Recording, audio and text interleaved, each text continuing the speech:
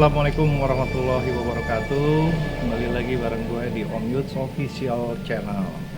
Saat ini gue sedang berada di Kampung Mati Vietnam, Kramat Jati, Jakarta Timur. Bagaimana kisah sebenarnya tentang kampung ini? Fakta atau mitos?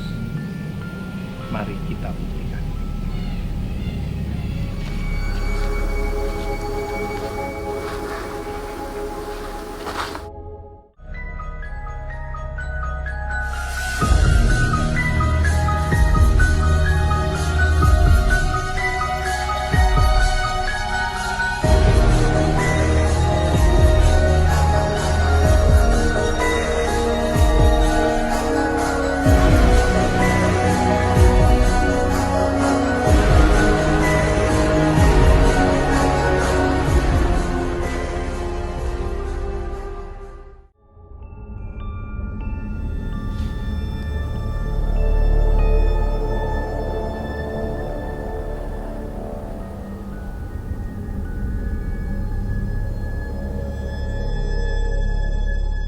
Ini pohon mangga ini ya.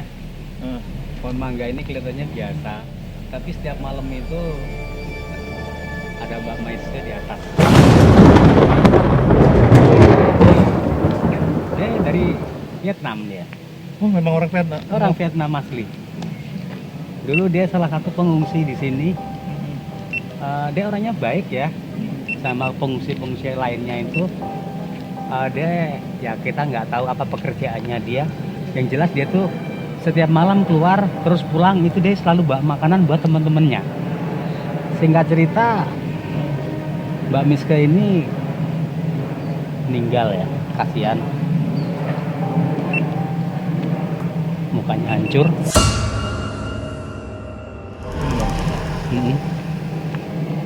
Dan dia nggak mau dia pergi dari sini.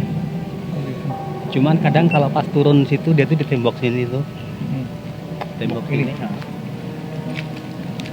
Nanti dia naik lagi ke atas. Begitu juga dulu di sini ada pohon rengas. Ada sinden. Setiap hari dia tuh sinden terus, tapi malam ya. Nyinden gitu, nyanyi gitu. Sinden terus ya. Ada sinden. Itu setiap malam dia tuh nyanyi terus, hidung-hidung Jawa ya. Ini kalau yang udah follow IG saya, Om Yuts, ya Mas Ibas ya. Iya. Mas Ibas ngirim foto nih. Kemarin lusa ada fotonya. Nah, di pohon inilah Mbak Maiske naik. Ada fotonya Mbak Maiske. Halo Mbak Maiske. Baik orangnya baik. Gitu Baik ya? orangnya. Iya. Cantik, orang cantik. Oke, selanjutnya mana Mas? Nah, ini ya. Ayo guys, lanjut.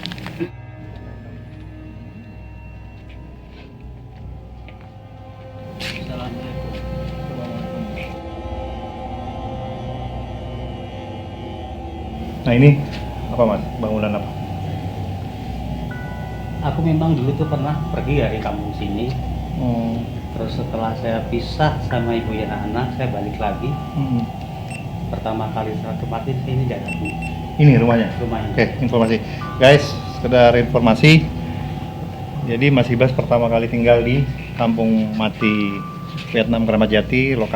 Inilah bangunannya ya Mas ya? Rumahnya ini. Banyak anak-anak kecil di bawah ngeliatin kita. Iya, gelap banget. Anak kecil ngeliatin kita, ya cuman mereka ya main biasa aja. Wih, merinding. Siap buceh.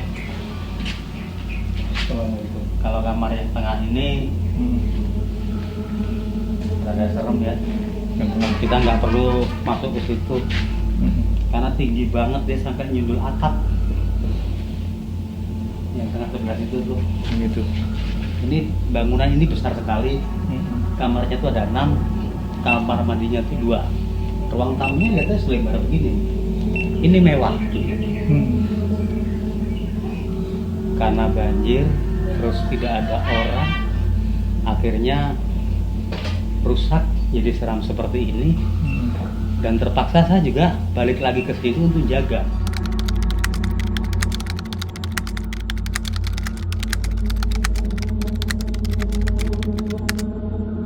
Disinilah Mas Ibas tinggal ya Mas? Ya. Yang udah puluhan tahun dan sempat keluar masuk sih karena ada banyak pekerjaan masih Bas mungkin di luar, lagi ada pekerjaan jadi beliau harus keluar dan sempat banjir segala macam memang ya. Iya. Jadi ini tempat tinggalnya Mas Ibas di sini di Kampung Mati Vietnam, Kelapa Jati, Jakarta Timur. Wah.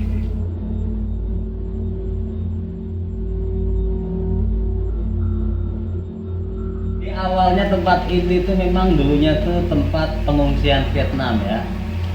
Tempat pengungsian Vietnam.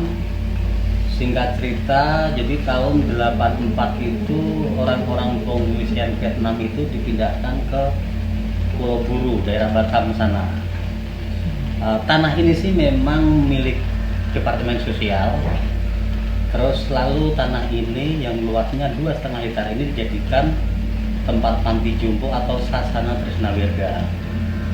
Terus singkat cerita, kenapa tempat ini kosong semua dan akhirnya jadi bangunannya rusak, terus hingga berubah jadi seram gitu kan? Karena tahun 2007 lokasi ini tuh diserang banjir, diterjang banjir yang setinggi hampir 1,70 meter. Puncaknya banjir terbesar lagi ialah itu tahun 2012. Praktis penduduk di sini, nenek-nenek panti jompo yang berada di sini, akhirnya dievakuasi, satu ke Cipayung, satunya lagi di daerah Radio Dalam, Jakarta Selatan sana. Singkat cerita, tanah ini lokasinya jadi kosong, bangunan pada rusak, terus hingga akhirnya tuh karena sudah tidak berpenghuni, banyak orang mengatakan kampung ini adalah kampung mati, bekas pengungsian Vietnam ini akhirnya jadi tempatnya itu seram. Seram sekali, pokoknya seram sekali.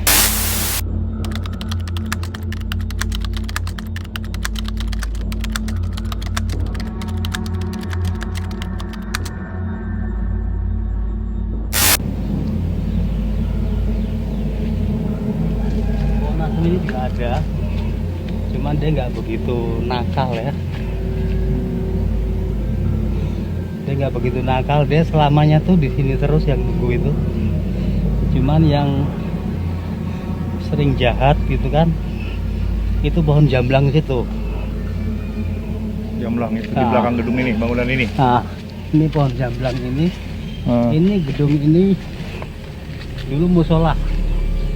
Oh iya, itu musola Baitur Rahim. Musola karena orang-orang sini jarang sholat. Terus akhirnya musola ini tuh ambruk. Tempatnya jadi seram. Pohon jamblang itu jahat lah pokoknya itu yang di situ. Masya Allah bau. Iya. Dulu saya punya ponakan juga. Jadi semua warga di sini ini airnya tuh tentu paling bagus. Air Bisa buat minum ya. langsung diminum. Bisa buat minum ya, paling bagus. Agung banget lah itu airnya tuh. Nah, suatu ketika ponakan saya tuh ambil air di situ. Nah, terus dia pakai headset. Namanya Gilang ya. Pakai headset sambil nyanyi-nyanyi ngambil air. Vespa saat itu ditaruh di sini. Diparkir di sini karena tidak bisa masuk kan. Nah, setelah singkat cerita ambil air sudah dapat 2 jerigen besar, diangkat di musola situ, dia sambil nyanyi sambil dengerin handset. Begitu dia naruh di itu, dia tengok di joknya itu sudah berdiri Mbak Kunti. Dia ponakan dia tuh lari kenceng gitu kan, semotor-motor ya. Semotor-motornya ditinggal sambil teriak tolong segala macam begitu kan. Lari dia panggil teman-temannya, teman-teman nongkrongnya gitu kan ya. Ya sudah begitu balik lagi memang nggak ada. Seperti itu. Vespanya di sini nggak tahu aja mbaknya itu sudah duduk di joknya. Ini bekas musola ya Mas, itu Ya, ada tulisan musola, musola ya. Baitur Rahim. Baitur Rahim. Nah, karena penduduk sini tidak sholat, ya. jadi banyak. Makanya saya ambil alternatif. Saya bangun musola yang di tempat kita tadi. Yang sekarang Mas tempat tadi. Itu. Alhamdulillah berkat bantuan teman-teman saya juga, mereka pada nyumbang gitu kan ya, bahan bangunan atau apapun hingga akhirnya saya bisa bangun musola di sana tuh selama 7 bulan ya, dengan kondisi alhamdulillah seperti itu bisa digunakan. Jadi kalau misalkan ada kedengaran suara orang, ada suara motor gitu. Emang Kampung Mati Vietnam Keramat Jati ini ditempati oleh, tadi info dari Mas Ibas itu sekitar 13 kepala keluarga. Jadi ya mungkin hampir ratusan orang juga yang tinggal di sini, tapi dengan situasi yang angker.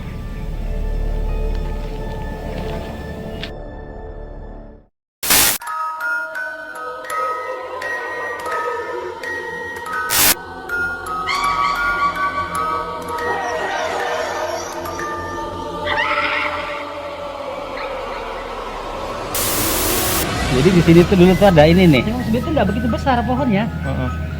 Cuman pas lagi dalam kondisi tertentu pohon ini jadi orang. Minggu yang lalu emang habis ngeberesin rumah itu juga, ceritanya lagi benerin lampu, benerin di plafon, lagi masak, kayak ada orang nyenggol.